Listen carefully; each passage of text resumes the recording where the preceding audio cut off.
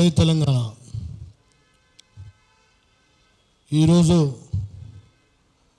Telangana Janasamithi party ఆధ్వర్యంలో బీసీలకు 42% reservation అమలు చేయాలని ఏర్పాటు చేసినటువంటి ఈ సమావేశానికి ఇచ్చినటువంటి తెలంగాణ జనసమితి పార్టీ కుటుంబ సభ్యులకు, బీసీ నాయకులకు తెలంగాణ ఉద్యమ వందనాలు తెలుపుకుంటూ, ఈరోజు దేశ ప్రజలు, రాష్ట్ర ప్రజల పరిస్థితి ఎలా ఉందంటే, కొండ నాలుకకు మందు వేస్తే ఉన్న నాలుక ఊడినట్టు భారత రాజ్యాంగం కల్పించినటువంటి స్వాతంత్రంలో, హక్కుల్లో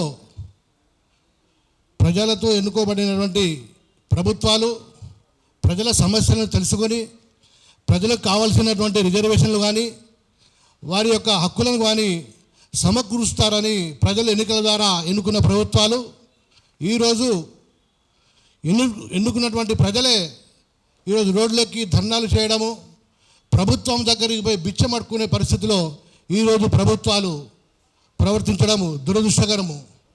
మన అందరికీ తెలిసిన విషయమే.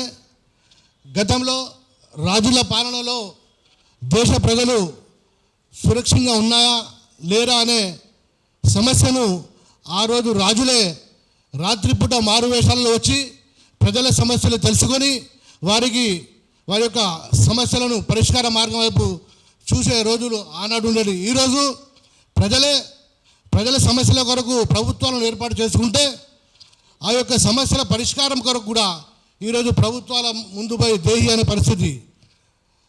భారత రాజ్యాంగాన్ని రచించినటువంటి అంబేద్కర్ గారు ప్రజలు అవసరాన్ని బట్టి, ప్రజల కోరికను బట్టి రాజ్యాంగాన్ని కొన్ని అనుకూలమైనటువంటి చట్ట పరిధిలో రాజ్యాంగాన్ని మార్చుకుంటే అభ్యంతరం లేదన్నటువంటి విషయాన్ని తెలుసుకుందే.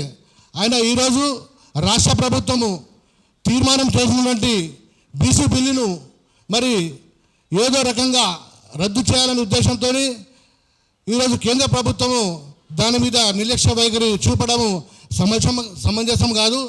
కేంద్ర ప్రభుత్వాన్ని కూడా రిక్వెస్ట్ చేసి తెలవడం జరుగుతుంది.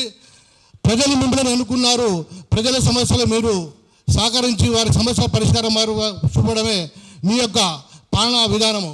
కాబట్టి తప్పకుండా ఈ యొక్క రిజర్వేషన్ కేంద్ర ప్రభుత్వము అనుకూలిస్తుందని ఆశిస్తూ ఈ అవకాశం ఇచ్చినటువంటి మీ అందరికీ ధన్యవాదాలు. జై తెలంగాణ.